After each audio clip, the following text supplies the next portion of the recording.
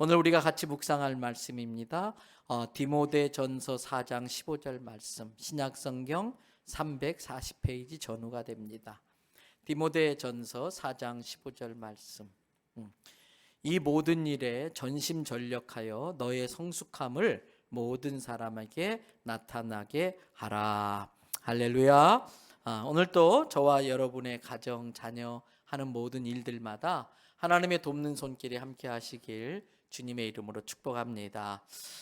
며칠 전에 제가 몰던 차량이 문제가 생겨가지고 신호를 기다리던 중에 도로변에서 그냥 서버리고 말았어요. 마침 그때가 퇴근 시간 직전이었는데 막 뒤에 차들이 얼마나 그냥 서가지고 빵빵거리는지 제가 나가가지고 차 고장 났으니까 차선 바뀌어 가세요 막 손오는데 요즘 애들 말로 많이 쪽팔리더라고요. 막 이렇게 해서 차를 이렇게 빼느라고 진땀을 흘렸어요. 다행히 장소가 바로 교회 앞에 목골 사거리 다이소 있는 그쪽에, 근데 제일 중앙선 안쪽 차선에 있다 보니까 막 차들이 옆에 계속 서 있어서 빼내는 게 쉽지 않았는데 급히 교회에 전화해가지고 우리 관리 집사님한테 또 부목사님들에게 도와주세요 해가지고 와서 뒤에서 막 밀어가지고 갓길로 이렇게 빼냈어요. 그렇게 수습하고 나서 가만히 생각해 보니까 그런 생각이 드는 거예요. 이게 신호 기다리다가 섰으니까 다행이지, 달리다 갑자기 엔진이 꺼져서 서버리면 뒤에서 쾅쾅 큰일 날 뻔했겠구나. 그 생각을 하니까 식은땀이 쫙 나고, 야, 그래도 신호 기다리다가 엔진이 꺼진 게 그나마 다행이다, 감사한 일이다, 그런 생각을 했어요. 여러분, 지금 내가 이 자리에 있다는 것은 지난 1년 동안 하나님께서 생명보자기로 우리 생명을 감싸시고 지켜줬기 때문에 가능한 일인 것입니다. 지금 이 시간 내가 이 자리에 있다는 것은 하나님께서 내게 건강을 주셨다는 증거인 줄로 압니다. 이런저런 어려운 일들도 많이 있었겠지요. 그래도 그 어려움을 감당할 수 있는 능력을 하나님이 주셨기 때문에 우리가 지금 이렇게 예배를 드리고 있는 것입니다. 가만히 생각해 보면 우리가 하나님께 받은 은혜 중에 모르고 지나가는 게 얼마나 많은지 몰라요. 하나님께 받은 은혜인데 그게 은혜인 줄도 모르고 지나는 것들이 얼마나 많은지 몰라요. 감사할 일인데 몰라서 감사할 줄 모르고 지난 일들이 많습니다. 여러분, 코로나 걸릴 수도 있어요. 그런데 코로나 걸렸다 나은 게 얼마나 다행이고 감사한지 몰라요. 그런데 처음부터 코로나 안 걸린 건 더 감사할 일이에요. 아플 수 있지요. 아픈 것을 낫게 해준 건 감사한 일인데 처음부터 안 아픈 건 더 감사할 일입니다. 심각한 사고가 아니고 그 정도로 수습할 사고로 그친 것도 참 감사한 일이지만 애시당초 처음부터 사고가 안 난 건 더 감사할 일이에요. 그런데 우리는 이것을 그냥 당연하게 여기고 모르고 지날 때가 많다는 것입니다. 오늘 들어오실 때에 주보에다가 편지 봉투를 하나 넣어드렸어요. 작년은 코로나라 우리가 못했는데 다시 올해 나에게 쓰는 편지를 작성할 겁니다. 예배 마치고 송구영신 예배 전까지 조용한 곳에 가셔서 잠시 시간을 내가지고 지난 한 해를 돌아보면서 이 편지에 있는 질문지를 작성해 보시기 바랍니다. 그리고 잘 작성해서 봉투를 아무도 뜯어보지 못하게 풀로 잘 붙이세요. 그리고 받는 사람 난에다가 자기 집 주소를 쓰고 본인의 이름을 쓰시면 됩니다. 그리고 송구영신 예배 봉헌 시간에 내주시면은 이걸 교회에서 1년 동안 잘 보관했다가 내년 이맘때쯤 여러분의 집으로 이 편지를 발송해 드릴 겁니다. 어떤 분들에게는 이 편지가 배우자나 자녀에게 유언장이 되기도 했었습니다. 몇 년 전에 그 해에 돌아가신 분들의 이 편지가 돌아가신 뒤에 배우자에게 전달되고 자녀에게 전달되는 경우도 있었습니다. 그래서 잘 작성해 보시는데 그때 한 가지 하나 할 일이 더 있습니다. 이 편지를 작성하면서 지난 1년 동안 내가 얼마나 신앙적으로 성장했나, 지난 1년 동안 내 믿음이 얼마나 자라났나, 내가 얼마나 예수님을 많이 닮아갔는지 자기를 잘 살펴보시길 바랍니다. 오늘 본문에서 사도 바울은 자기의 영적 아들이면서 후배 목회자라고 할 수 있는 디모데에게 오늘 조금 전에 읽었던 그 본문의 말씀을 이야기해 줍니다. 우리 같이 한 번 더 읽어보십시다. 디모데전서 4장 15절 다 같이. 이 모든 일에 전심전력하여 너의 성숙함을 모든 사람에게 나타나게 해라. 전심전력, 마음을 쏟고 온 힘을 다해서 너의 성숙해진 모습을 많은 사람들에게 나타내라. 무엇을 함으로써? 이 모든 일에 전심전력해서. 이 모든 일은 뭘까요? 바로 앞에 나오는 디모데전서 4장 6절부터 14절의 내용일 것입니다. 세 가지로 정리해 드리겠습니다. 사도 바울이 디모데에게 전심전력하라고 한 세 가지 일, 첫 번째가 7절입니다. 우리 7절 말씀 같이 읽어보십니다. 망령되고 허탄한 신화를 버리고 경건에 이르도록 내 자신을 연단하라. 여러분, 세상 사람들이 하는 많은 일들이 망령된 일입니다. 사람으로서는 해서는 안 될 일들입니다. 그리고 허탄한 일들입니다. 그럴듯해 보이지만, 화려해 보이고 멋져 보이지만 어느 순간에 안개처럼 싹 사라져버릴 허망한 일들입니다. 그런데 이것들이 신화처럼 다가옵니다. 그래서 그럴듯해 보이니까 많은 사람들이 여기에 넘어가게 되는 것입니다. 사도 바울은 그런 일들은 끊어버려라, 버려라. 그리고 경건에 이르도록 내 자신을 뭐 해라? 연단하라. 왜 연단이라는 단어 썼을까요? 쉬운 일이 아니라는 거예요. 어려운 일이기 때문에 연단해서라도 경건의 훈련을 하라는 것입니다. 두 번째, 사도 바울이 해주는 일입니다. 전심전력해야 될 일. 12절 13절에 보니까 누구든지 내 연소함을 업신여기지 못하게 하고 오직 말과 행실과 사랑과 믿음과 정절에 있어서 다른 사람들에게, 다른 믿는 자에게 본이 되라. 그리고 읽는 것과 권하는 것과 가르치는 일, 네가 배운 그 모든 것들을 다른 사람들에게 가르치는 일을 사명으로 삼고 열심히 그 일을 해라. 전심전력해라. 여러분, 그리고 또 한 가지가 9절과 10절입니다. 9절과 10절 말씀을 한번 띄워놔 주실까요?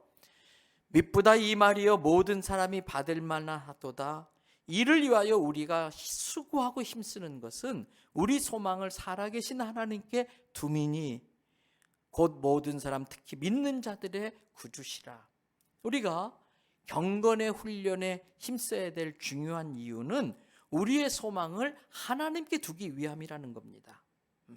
그러면서 말과 행실과 사랑과 믿음과 정절에 있어서 믿는 사람들에게, 다른 사람들에게 본이 되는 것을 내 인생의 사명으로 전심전력하여 이 일을 할 때에 우리의 신앙이 성숙되어진다는 이야기입니다. 그렇게 성숙된 삶을 우리가 살아가면 16절과 같은 결과가 나타나게 됩니다. 16절 말씀을 보면 내가 내 자신과 가르침을 살펴 이 일을 계속해라. 그렇게 하면은 이것을 행함으로써 어떤 결과? 내 자신과 내게 듣는 자가 구원을 받을 수 있게 된다. 여러분, 때문에 우리 성도는 예수님을 몇 년 믿었느냐 자랑할 것이 아니라 내가 얼마나 예수님을 닮아가고 있는가. 예수님을 내가 얼마나 믿어서 집사가 되고 권사가 되고 한수 집사가 되고 장로가 되고 목사가 되고 이게 중요한 것이 아니라 예수를 믿은 횟수만큼 내 성품과 인격과 언어와 삶의 모습이 얼마나 많이 닮아졌는가, 이게 관심사가 돼야 되는 거예요. 놀이공원에 가면 회전목마라는 게 있습니다. 말 모양을 만들어 놓고 뒤에 마차도 이렇게 만들어 놓고 말 위에 아기를 태우기도 하고 뒤에 마차를 태워서 하면은 뱅뱅뱅뱅 돌아요. 하루 종일 돌 수도 있어요. 그런데 하루 종일 돌아도 그 자리를 못 벗어나요. 한 발자국도 앞으로 나아가지를 못해요. 우리 그리스도인들의 신앙생활 중에도 그런 사람들이 있을 수 있습니다. 1년을 예수 믿었는데 그 자리, 5년을 예수 믿었는데 그 자리에서 뱅뱅뱅뱅, 10년을 예수 믿어도 그 자리에서 뱅뱅 돌 뿐 한 발자국도 앞으로 못 나가는 사람들도 있을 수 있습니다. 그래서 그러한 성도의 모습을 보고 1840년경에 영국의 우편제도를 처음 도입해가지고 근대 우편제도의 아버지라고 불리우는 로울랜드 힐이라는 사람은 그 당시 기독교인들을 보고 이렇게 말했어요. 회전목마가 항상 움직이면서 돌고 있지만 조금도 전진하지 못하는 모습이 마치 이 시대의 그리스도인들과 같다. 참 창피한 이야기지요. 가슴 뜨끈한 이야기이지요. 여러분, 그래서 교회 다닌다고 다 성도가 아니에요. 교회 다니는 사람들 중에 그 교회 가면 좋은 이야기 듣고 교회 다녀서 나쁠 거 있나, 손해 볼 거 있나, 취미생활처럼 좋은 말 들으러 교회에 다니는 분들도 있어요. 그리고 노년에 외롭다고 그러는데 교회 가서 친구도 사귀고 그래야 외롭지 않고 친구 사귀려고 오는 분들이 있어요. 또 어떤 분들은 우리 아들 나이 많이 먹는데 교회라도 보내서 청년회 많다는데 거기서 짝이라도 지어서 결혼시켜야지. 그것도 틀린 거 아니고 나쁜 건 아니지만 그것만 위해서 교회를 나온다면 그 사람이 과연 천국 갈 수 있을까? 그런데도 불구하고 그 교회의 이름이 등록되어 있기 때문에 그런 사람들을 보고 교인이라고 부릅니다. 그러나 교인이라고 다 천국 가는 게 보장되지 않습니다. 주일날 꼬박꼬박 예배 나온다고 천국 가는 게 보장되지 않습니다. 종교 활동을 열심히 하고 있을 뿐입니다. 종교 행위를 열심히 하고 있을 뿐입니다. 그러면 어떻게 해야 되는가? 그런데 그렇게 해서라도 교회를 나오셔야 됩니다. 그렇게 나오다 보면 어느 날 내가 성경 말씀을 통해 설교를 통해 내가 죄인이구나, 이대로 살다가 내가 지옥에 가겠구나, 끔찍한 지옥에 가겠구나, 이걸 깨달으면서 회개라는 걸 합니다. 그리고 예수님이 어떤 분인지를 알게 되고 그분에게 모든 죄를 회개하고 그분을 나의 마음의 구세주로 영접하게 됩니다. 예수님을 구주로 믿게 됩니다. 그런 사람을 믿을 신자를 써서 뭐라고 그럴까요? 신자라고 말하는 겁니다. 저는 이 자리에 계신 모든 분들이 한 명도 지옥 가지 않고 예수를 구주로 믿는 신자가 되어서 천국 가기를 축복합니다. 그런데 신자라고 다 하나님의 영광을 위해 사는 건 아니에요. 자식이라고 모두 다 효자가 아닌 것처럼 신자라고 다 하나님 말씀대로 사는 게 아니더라고요. 예수님을 구주로 믿긴 하지만 예수 믿기 전에 생활 습관이 남아있고요, 여전히 못된 버릇도 있고요, 죄도 지으면서 그렇게 살아요. 그렇다고 해서 자식의 그 자격이 취소되지 않아요. 부모에게 효도하지 못해도 자식은 자식이에요. 때문에 그 사람이 그런 삶을 살아도 예수님을 믿는다는 믿음 때문에 천국은 갑니다마는 하나님 아버지의 마음을 아프게 하는 신자예요. 하나님의 영광을 가리는 신자예요. 그렇게 신앙생활하다 천국 가면 상급이 없어요. 그런데 그런 사람이 어느 날 갑자기 철이 들어요. 하나님의 은혜를 깨닫게 돼요. 내 구원의 은혜가 너무나 귀한데 내가 하나님 말씀대로 살지 못했고 하나님을 영광스럽게 못했고 부끄러운 자식으로 살았구나. 이제 자랑스러운 자식이 되어야지. 그래서 성도의 삶, 거룩한 삶에 대해서 관심을 갖고 그렇게 살려고 애를 써요. 여러분, 그러한 사람을 거룩할 성자를 써서 뭐라고 부르지요? 성도라고 부르는 거예요. 그러니까 이 성도란 이름은 함부로 부를 수 있는 이름이 아니에요. 너무나 귀한 이름이에요. 그런데 그렇게 성도라는 이름에 맞는 삶을 살고 싶은 마음은 있는데 그게 말처럼 되냐고요. 그게 그렇게 쉬운 일이냐는 거예요. 아니에요. 그래서 성도라는 삶이 내 몸에 자연스럽게 배어서 그렇게 살아갈 수 있도록 성도라는 삶을 사는 게 어렵지 않고 너무나 몸에 배어서 쉽게 그렇게 살아갈 수 있도록 훈련되어진 사람을 제자라고 말하는 거예요. 그래서 자기의 스승이신 예수님의 비전, 철학, 가치관, 그걸 고스란히 전수받아가지고 내가 만나는 다른 모든 사람들에게 복음을 전하고 말씀을 가르치고 천국을 전하는 일을 사명으로 삼고 사는 사람, 그걸 사명으로 감당하기 위하여 열심히 훈련을 받는 사람, 그러한 사람을 제자라고 말해요. 아무리 교인이 많아도 제자가 없는 교회는 좋은 교회가 아닙니다. 그리 많은 교인이 아니라도 그렇게 잘 훈련되어진 제자가 많은 교회는 다윗의 손에 들려진 야무진 물맷돌처럼 이 시대의 골리앗을 쓰러뜨리는 능력 있는 교회가 되는 줄로 믿습니다. 저는 우리 교회 모든 성도들이 교인에서 신자로, 신자에서 성도로, 그 성도가 몸에 배인 제자의 단계까지 가게 되기를 바랍니다. 그러한 사람을 성숙한 그리스도인이라고 그래요. 이러한 성숙한 그리스도인이 되고자 하는 비전을 가지고 열심히 살지 않으면 신앙생활에 있어서 넘어지는 일이 생길 수 있어요. 어릴 적에 아이들에게 자전거를 가르쳐 본 적이 있으실 겁니다. 자전거 못하는 사람에게 자전거 가르치면서 가장 많이 하는 말이 뭔지 혹시 아시나요? 자전거 가르칠 때 가장 많이 하는 말, 야, 페달을 힘차게 빨리 밟어. 페달을 밟어. 자전거는 페달을 밟기만 하면은 넘어지는 법이 없어요. 아무리 바람이 불어도 페달만 잘 밟으면 넘어지질 않아요. 그런데 페달을 밟는 걸 멈추는 순간 바람이 불지 않아도 지풀에 자빠져 버려요. 제풀에 넘어지고 마는 겁니다. 신앙생활도 마찬가지입니다. 쉬면은 넘어집니다. 예수님을 푯대로 두고서 그 예수님 바라보고 예수님 닮기 위하여 성숙한 그리스도인이 되기 위하여 열심히 기도의 페달을 밟고 말씀 읽기의 페달을 밟고 봉사와 헌신의 페달을 밟으면 점점 더 예수님께로 빨리 달릴 수 있는 실력과 능력이 갖추어지는 것입니다. 때문에 우리는 예수님을 닮기 위해서 열심히 노력하고 점점 그 믿음이 자라고 성장해야 될 줄로 믿습니다. 교회 다니지 않는 분들은 예수님이 어떤 분인지 모릅니다. 왜? 예수님을 알 길이 없기 때문에 그렇습니다. 그러면서 기독교에 대해서 정확히 알지도 못하면서 뉴스에 간간히 나오는 부정적인 뉴스를 듣고서 아주 기독교에 대해서 안 좋은 말을 합니다. 여러분, 가끔 뉴스에 권사님이나 안수 집사님, 장로님, 목사님 잘못하면 큰 뉴스로 나옵니다. 난리가 납니다. 왜 그런지 아십니까? 드물어서 그래요. 그런 게 드물어서. 야, 이런 일도 있네? 목사가 이랬네? 장로가 이랬네? 자기들은 그보다 더 하면서도. 그래서 이런 뉴스도 우리가 잘 걸러들어야 돼요. 여러분, 교회발 코로나, 교회에서 코로나가 발생할 수 있을까요?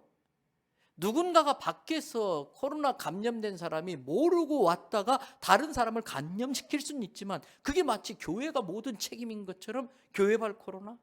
이런 것에 우리가 쉽게 넘어가면 안 돼요. 잘 분별해 들어야 돼요. 그래서 그런 일들이 조금만 뉴스에 나오면 안 믿는 남편들은 요때다 하고서 그냥 교회 다니는 아내를 그렇게 그냥 구박하면서 아이고 교회 다니는 것들 다 저것들 이런 식으로 이야기를 하지요. 그들은 성경을 읽지 않기 때문에 기독교가 뭔지를 모르고 예수님이 누군지 모르기 때문에 당연히 그럴 수밖에 없어요. 우리들도 어쩌다가 TV 채널에 불교 채널 보면 아이고 놀래가지고 돌리는 것처럼 다른 불교 믿는 이런 분들은 성경 스치면 부정 탔다고 놀래가지고 이해해 줘야지요. 어떻게 그럼 이런 분들이 예수님을 알 수 있을까? 길은 하나입니다. 먼저 예수 믿는 나를 통해서 그분들은 예수님을 알아야 돼요. 아, 예수 믿는 건 저런 거구나. 예수 믿으면 저렇게 되는구나. 저 집이 예수 믿고 나더니 이렇게 달라졌구나. 일가 친척 믿지 않는 부모들, 믿지 않는 직장 동료들에게 나를 통해서 예수님이 어떤 분인지를 알려줘야 하는 것입니다. 예수 믿는 게 얼마나 좋은지를 보여줄 수 있어야 돼요. 그러려면 어떻게 해야 돼요? 내가 예수님을 닮아야 됩니다. 나를 통해서 예수님을 알 수 있도록 그것이 성도의 성숙을 통해서 예수님을 보여줄 수 있어야 돼요. 그래서 나를 통해서 누군가가 예수님을 만나면 그 사람의 인생이 달라져요. 그 사람의 가정이 달라지고 그 사람의 자녀의 미래가 달라지는 거예요. 이럴 때 아멘 해 주셔야 돼요. 나를 통해 누군가 예수님을 만나면 그 사람의 인생이 지옥에서 천국으로 바뀐다니까요. 지옥 같은 집구석이 천국 같은 가정이 되고요. 그 집에서 자라는 아이들의 미래가 보장을 받는 거예요. 때문에 나를 통해서 누군가가 예수님을 믿게 되는 이 전도가 얼마나 중요한지 몰라. 우리는 믿음을 가져야 돼요. 예수님을 만나면 누구든지 달라질 수 있다. 지금 그 힘들게 하는 남편도 예수 믿으면 달라져요. 여러분, 진화론을 맨 처음 주장한 학자가 있지요. 누군가요? 찰스 다윈이에요. 이 찰스 다윈이 1833년도에 어떤 섬을 찾아 들어갑니다. 자기 진화론이 옳다고 하는 걸 증명할 수 있는 자료들을 수집하려고 그 살고 있는 아주 원시부족 식인종들을 연구하려고 들어갑니다. 그가 그 식인종을 연구하고 나서 내린 결론은 이들보다 더 원시적이고 이들보다 더 태화한 가장 미개한 삶을 살 수 있는 사는 사람은 없을 거다. 그러면서 이들에게는 교육도 소용이 없고 어떤 방법, 어떤 수고, 어떤 노력을 해도 달라지질 않는다. 이들의 저급한 인격과 야만성과 혐오스러운 사람을 먹는, 인육을 먹는 그런 풍습부터 비롯해가지고 이런 것으로 벗어나게 할 수 있는 방법은 없다 결론 내리고 그 섬을 나왔어요. 그리고 다윈이 또 어떤 일이 있어서 그 똑같은 섬을 34년 만에 1867년에 다시 방문하게 됩니다. 그때 그는 깜짝 놀래요. 거기 있는 그 원주민, 야만이라고 했던 그 원주민들이 다 옷을 입고 있네요. 학교가 생기고 공부를 하고 있네요. 그리고 집집마다 찬송을 부르며 예배를 드리네요. 알고 봤더니 존 페이튼이라는 선교사가 들어가서 교회를 세우고 학교를 세우면서 거기에 있는 모든 분족들이 예수 믿는 사람들로 다 바뀌고 만 거예요. 예수 믿으니까 이건 사람으로 할 짓이 아니다. 나쁜 풍습들을 다 고치면서 변화되기 시작하는 거예요. 여러분, 그런즉 누구든지 그리스도 안에 있으면 새로운 피조물이 되는 줄로 믿습니다. 지금까지 그 사람이 어떤 개차반의 삶을 살았든지 그건 상관없어요. 하나님의 능력, 예수 그리스도의 그 이름의 능력은 어떤 사람의 인생도 바꾸는 힘이 있는 걸 믿으시기 바랍니다. 그래서 나를 통해 예수님이 전해져야 되는 거예요. 그러려면 내가 먼저 예수 닮은 성숙한 그리스도인이 되어야 됩니다. 예수 닮은 성숙한 그리스도인은 몇 가지의 특징이 있습니다. 첫 번째는요, 겸손합니다. 예수 믿으면요, 사람이 겸손해져요. 왜? 하나님의 존재를 알게 되니까 내가 얼마나 보잘것없는 존재인지를 깨닫게 돼요. 미성숙한 사람의 특징은 뭔지 아십니까? 다 자기 자랑입니다.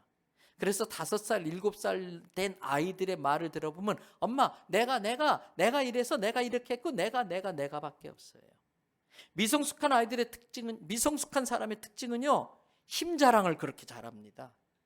내가 얼마나 많이 알고 있고 내가 얼마나 능력이 있고 내가 뭐든지 할 수 있고 내가 얼마나 많이 가졌고 내가 힘이 얼마나 센지 힘 자랑을 합니다.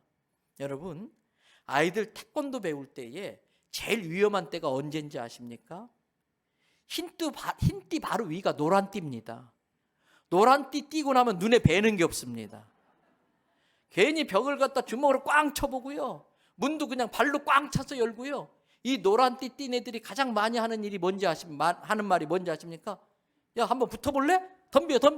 다 덤벼. 미성숙한 사람의 모습이에요. 어떤 사람이 성숙해졌다고 하는 증거는 그 사람에게 있는 힘을 컨트롤할 줄 아는 것이에요. 성숙은 자기에게 있는 파워, 힘을 조절하면서 쓸 줄 아는 사람이 성숙한 사람이에요. 미성숙한 사람은 자기 힘을 컨트롤하지 못합니다. 컨트롤되지 않는 힘은 폭력이 되는 겁니다. 몇 개월 뒤에 대통령 선거해야 되는데 정말 기도 많이 해야 돼요. 누가 더 성숙한 사람인가를 골라야 되는데 누가 덜 미성숙한 사람인가, 이걸 고르려니까 힘든 거예요 지금. 이 미성숙한 사람들한테 힘이 주어지면, 엄청난 힘이 주어지면 자칫 잘못하면 많은 사람들에게 재앙이 될 수 있어요. 그런데 아십니까? 미성숙해서 힘 자랑하는 사람은 반드시 언젠가는 자기보다 더 힘센 사람 만납니다. 그래서 왕창 깨집니다. 성숙한 사람은 늘 언제나 저 사람이 나보다 더 세지, 저 사람이 나보다 더 똑똑하지, 저 사람이 나보다 더 잘났지, 늘 그렇게 생각합니다. 다른 사람이 나보다 낫다는 걸 알기 때문에 그 사람은 겸손하게 자기를 늘 낮춥니다. 여러분, 모난 돌이 정 맞는다 그러잖아요. 잘난 척하고 똑똑한 사람은 의도 터지게 돼 있어요. 납작 엎드린 사람은 넘어질 일이 없어요. 맞을 일이 없어요. 진짜 성숙한 사람은 남을 존중할 줄 압니다. 우리가 배워야 될 것은 존중받을 만한 권위 앞에는 존중할 줄 아는 거예요. 존중받을 만한 권위 앞에는 순종할 줄 알고 따를 줄 알아야 돼요. 미성숙한 사람은 존중받을 만한 권위조차도 인정하지 않고 지멋대로 하다가 얻어 터지는 거예요. 하나님의 영적 권위를 존중하는 우리가 될 수 있기를 바랍니다. 그래서 성경은 베드로전서 5장 5절에서 이렇게 말합니다. 다 같이 읽어보겠습니다. 젊은 자들아, 이와 같이 장로들에게 순종하고 다 서로 겸손으로 허리를 동이라. 하나님은 교만한 자를 대적하시되 겸손한 자에게는 은혜를 주시느니라. 혹시 내가 우리 성도들이 많이 하는 기도 중에 하나가 하나님 제게 은혜를 베풀어 주세요, 은혜를 주세요, 이 기도해요. 근데 은혜가 안 와요. 왜 그럴까요? 하나님 보시기에는 아직도 내가 교만한 구석이 있기 때문에 은혜가 안 오는 거예요. 하나님 눈에는 아직도 내가 교만한 게 있기 때문에 은혜를 못 주시는 거예요. 왜? 은혜 주면 그거 가지고 까불어요. 교만한 사람은. 은혜 주면 그거 가지고 지 힘 자랑하니까. 분명히 말했어요. 하나님은 교만한 자는 대적하시되 겸손한 자에게는 은혜를 주시느니라 그랬어요. 예수 닮은 성숙한 사람은 겸손합니다. 두 번째, 예수 닮은 성숙한 사람은 타인을 배려할 줄 알아요. 성숙한 사람의 입장은, 성숙한 사람의 특징은 남의 입장에 서보려고 노력한다는 것입니다. 그래서 어떤 일이 벌어졌을 때에 그 상대방의 입장에 서가지고 저 사람이 왜 저 말을 했을까? 저렇게 말할 수밖에 없었던 어떤 입장이 있었을 것 같은데 자꾸 그 입장에 서보려고 그래요. 왜 저런 행동을 하지? 자꾸 그 입장에 서보면서 그 사람을 이해하게 되면은 아하, 그럴 수밖에 없었던 사정이 있었구나. 나라면 더 했겠구나. 나라도 그럴 수밖에 없었구나. 성숙한 사람의 특징은 이해할 줄 안다는 겁니다. 상대방의 입장을 헤아려 준다는 것입니다. 그러나 미성숙한 사람은 항상 자기중심적으로 생각해. 항상 자기만 생각할 줄 알아요. 남의 입장은 전혀 고려하지 않습니다. 그래서 고집을 부립니다.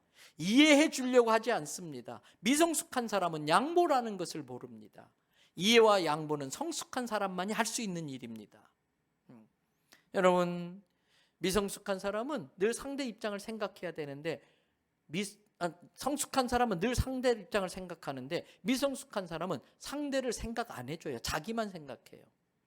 어릴 적 애들이요, 아이스케키를 먹으면요, 아빠는 안 먹어 그랬다가 그거 먹는 거 보면 꼭 한 입 먹고 싶어요. 네. 그래서 야, 아빠 한 입만 먹자. 아, 그러면 싫어, 다 가버려요. 조금 전에 내 돈 주고 사준 건데. 네. 싫어, 그거 뺏기고 싶어서 가버려요. 여러분, 전에 우리 막내가 어릴 적에 지 누나 예람이가 되게 이뻐했거든요. 그래서 가끔 어린 애기 보고 야, 누나 뽀뽀 좀 해줘. 싫어, 가버려. 얄밉게 안 해. 그래, 안 해줘요. 약 올려요. 그러다 가만히 생각하다가 해줄게. 그리고 꼭 한마디 합니다. 그런데 내가 뽀뽀해주면 내가 보고 싶은 텔레비 보는 거다. 조건을 걸어, 옵션을 걸어요. 성숙은 조건 없이 베푸는 거예요. 미성숙은 따지는 겁니다. 계산하고, 그래서 내게 이익이 되는 게 뭘까? 이런 사람을 똑똑하다고 하는데 아니에요. 속이 다 보여요. 그건 똑똑한 게 아니라 약은 겁니다. 약은 사람의 특징은 항상 죗게에 넘어갑니다. 결국은 죗게에 넘어가 손해봅니다. 성숙한 사람은 손해보는 것 같은데 나중에 보면 다 나한테 와 있어요. 여러분, 예수님이 우리의 구세주가 되실 수 있었던 것은 하나님의 영광된 자리를 버리고 사람 입장이 되려고 사람으로 오셨기 때문이에요. 예수님이 구세주가 될 수 있었던 것은 사람 입장을 이해하시려고 사람으로 오셨기 때문에 구세주가 되신 거예요. 만약에 사람으로 오시지 않았다면 예수님은 우리의 구세주가 되지 못한 겁니다. 성숙한 사람은 그래서 다른 사람의 입장을 헤아려 봅니다. 남편은 아내가 하루 종일 집에서 얼마나 무료하고 또 힘들고 표시 안 나는 집안일에 얼마나 수고했을까 헤아려 줄 줄 알아야 돼요. 아내들은 남편이 직장에서 자기보다 나이 어린 상사한테 된통 깨지고 얼마나 속상했을까 소리 없는 소리, 소리 없는 소리를 들을 줄 아는 지혜가 있어야 돼. 그 남편의 마음을 헤아릴 줄 알아야 돼.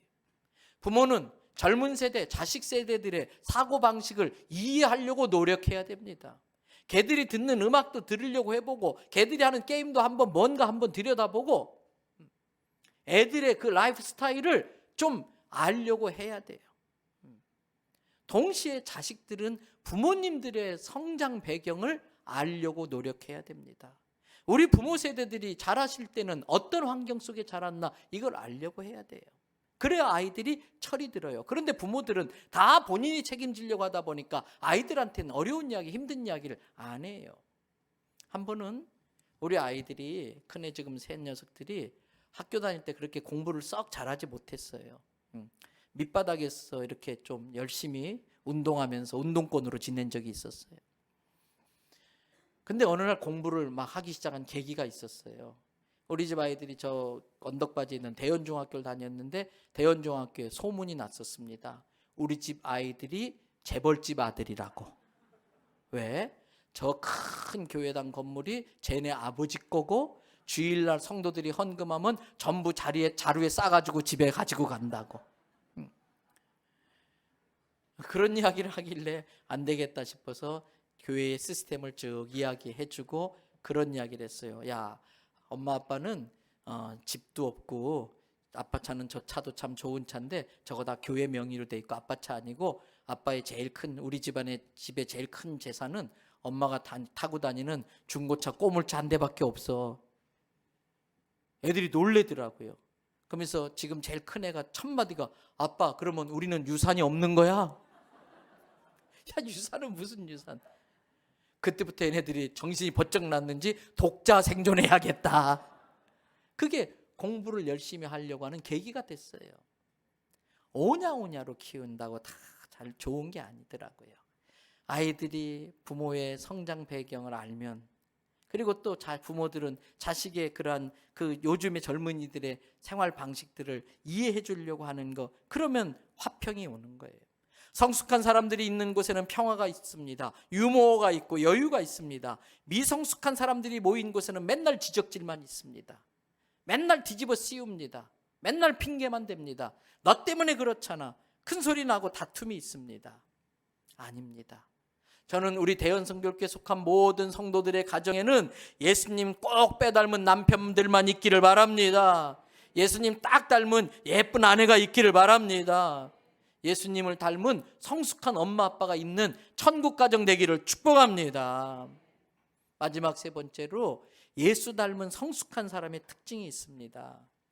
성숙한 사람은요, 내가 한 것보다 더 많은 것을 받고 있구나, 늘 이걸 압니다. 내가 한 것보다 내가 받고 누리는 게 훨씬 더 많구나, 이걸 알고 있습니다. 내가 한 건 요만큼 애기게 그런데 하나님이 내게 주신 건 얼마나 큰지 은혜라는 걸 압니다. 은혜를 알면은 감사할 줄 알게 됩니다. 미성숙한 사람은 도대체 감사라는 걸 모릅니다. 늘 나는 손해만 본다고 생각합니다. 억울하다고 생각합니다. 그래서 입만 열면 입에서 불평과 원망이 떠나질 않습니다. 감사가 없습니다. 여러분, 원망과 불평은 마귀에게 내 인생을 네 마음대로 하라고 주는 초청장과 같아요. 마귀에게 내 인생 네 하고 싶은 대로 하라고 마귀에게 내 인생을 맡기는 권리증을 양도하는 것과 똑같은 힘이 원망과 불평에 있어요. 그런데 감사는 마귀를 물리치는 최고의 무기인 것입니다. 조금만 생각해 보면 우리가 감사할 게 얼마나 많은지 몰라요. 여러분, 감사도 습관입니다. 불평도 습관입니다. 감사도 습관입니다. 불평도 습관입니다. 어떤 습관을 길들이느냐가 그 사람의 인생의 미래를 바꾸는 거예요. 미국에서 가장 돈을 많이 버는 연예인 중에 하나가 오프라 윈플리 여사입니다. 지금은 그 오프라 윈플리 쇼가 끝났습니다만, 그 쇼를 할 때는 전 세계 가장 영향력 있는 인물로서 1위에 오르는 적이 많았어요. 그런데 이 인프라는 통도 커요. 얼마나 베풀기 잘하는지 광고도 없어요. 갑자기 깜짝 쇼를 하는데 제비뽑기도 아니고 그날 방청객으로 온 사람 전부 다 자기가 돈 대서 전세 비행기로 뉴질랜드 여행시켜줘 버려. 또 어느 날 갑자기 제비뽑기 하는 게 아니에요. 광고도 없어요. 그날 온 방청객들에게 LG 디오스 냉장고를 전부 다 한 대씩 무료로 나누어 줘요. 다 자기 개인 돈으로. 근데 이 오프라 윈프리가 너무나 어렵게 컸어요. 부모로부터 버림받고 할머니 손에서 크는데 14살 때 삼촌한테 성폭행을 당해요. 아기를 낳는 미혼모가 되는데 그 아기도 죽게 되면서 이 오프라 윈프리는 자기 인생을 막 살아요. 집을 가출하고 마약에 손을 대고 알코올 중독자가 돼서 가장 낮은 밑바닥 삶을 살아요. 그랬던 그 흑인 여자아이가 전 세계에 영향력 있는 파워풀한 피플로 이렇게 선정되는 원리 이유가 뭐였을까? 자기 입으로 직접 고백한 적이 있어요. 너무 힘들 때에 어떤 분의 도움으로 교회를 다니면서 예수님을 믿게 돼요. 그때부터 그는 매일 밤마다 오늘 하루 중에 있었던 일들 중에 내가 감사할 게 뭔가 5가지를 찾아서 감사 일기를 날마다 썼어요. 그리고 그 감사 일기를 쓴 걸 가지고 하나님 앞에 기도하고서 그날 하루를 마무리하기를 1년, 3년, 5년, 10년, 20년 하다 보니까 어느 날 그런 인물이 되어져 있더라는 거예요. 오프라 윈프리가 쓴 감사 일기를 좀 읽어보면은 대단한 게 아닙니다. 예를 들면은 오늘 또 거뜬하게 잠자리에서 일어날 수 있게 해주셔서 감사합니다. 하나. 유난히 눈부시고 파란 하늘을 주시고 그 파란 하늘을 볼 수 있게 해주셔서 감사합니다. 둘. 점심 때 우연히 지나가다가 들린 식당에 그 먹어본 스파게티가 이렇게 맛있었고 맛있는 스파게티 하는 식당을 알게 해주셔서 감사합니다. 이런 내용들로 5가지의 감사를 채우는 거예요. 여러분, 사소한 것도 하나님의 은혜인 줄 알고 감사하는 게 성숙한 사람의 모습이고요. 그런 사람에게는 하나님께서 감사할 거리를 자꾸 더 만들어준다는 걸 깨달으시기 바랍니다. 프록터 갬블 비누 회사를 경영하던 할레이 프록터라는 사람이 있었습니다. 이 사람은 아주 믿음이 좋은 사람이었습니다. 비누 회사를 경영하면서 아무리 어려워도 하나님 앞에 감사하는 걸 잊지 않았습니다. 아무리 힘들어도 가장 먼저 11조를 떼어서 정확한 11조를 철저히 드렸습니다. 그런데 한 번은 큰 일이 났습니다. 회사에 큰 재정적 손실이 벌어지는 일이 발생했는데 어떤 직원이 비누 만드는 재료를 이렇게 규정된 시간보다 더 오래 가동시켜가지고 그 원료가 부글부글 다 끓어가지고 굳어버린 거예요. 비누 재료도 못 쓰게 되고 그 기계도 문제가 생겼고 직원이 와서 보고를 하는데 보통 사람 같으면 막 화를 내고 이 모든 손해를 자신이 책임지라고 손해배상 청구하고 해고를 할 수 있었던 일인데도 이 프록터 사장은 알았다고. 그리고서 그 직원이 나가자 바로 책상에 앉아서 손을 모아 기도해요. 첫 마디가 하나님 그래도 감사합니다. 하나님 감사합니다. 왜? 범사에 감사하는 게 습관이 되어 있으니까 그 지경에서도 감사한 거예요. 근데 한참 기도하다가 갑자기 이런 생각이 났어요. 늘 목욕할 때마다 탕 안에서 미끈미끈한 비누로 비누칠하다가 이거 미끄러 놓치면 물속에서 그거 찾느라고 헤맸는데 이 부글부글 끓어올라가지고 둥둥 떠버린 이 덩어리를 잘 잘라가지고 포장해서 비누로 만들면 물에 뜨지 않을까? 그렇게 해서 나온 비누가 우리들이 잘 알고 있는 아이보리 비누예요.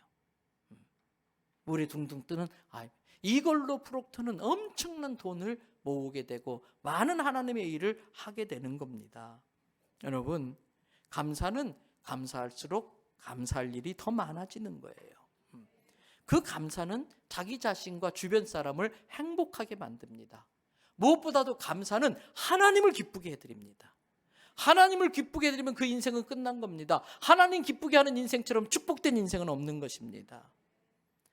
이제 오늘 예배 마치고 가셔서 송구영신 예배 드리기 전까지 이 편지를 잘 작성해 보세요. 그리고 내가 얼마나 예수님을 닮아가고 있나, 내가 얼마나 인격과 성품과 언어와 시간 쓰고 돈 쓰고 하는 이 모든 내 삶이 얼마나 예수님께 가까워졌나, 얼마나 신앙이 자라났나 한번 돌아보십시오. 겸손한 사람이 되어서 다른 사람을 예수님 대하듯이 존중하는 법을 배우는 우리가 되길 바랍니다. 다른 사람의 입장을 생각해 볼 줄 알고 다른 사람을 배려할 줄 아는 여유와 유머가 있는 우리가 되길 바랍니다. 감사함으로 마귀의 장난을 물리치고 하나님께 영광 돌리는 우리 대연성교회 성도들 되기를 예수님의 이름으로 축복합니다.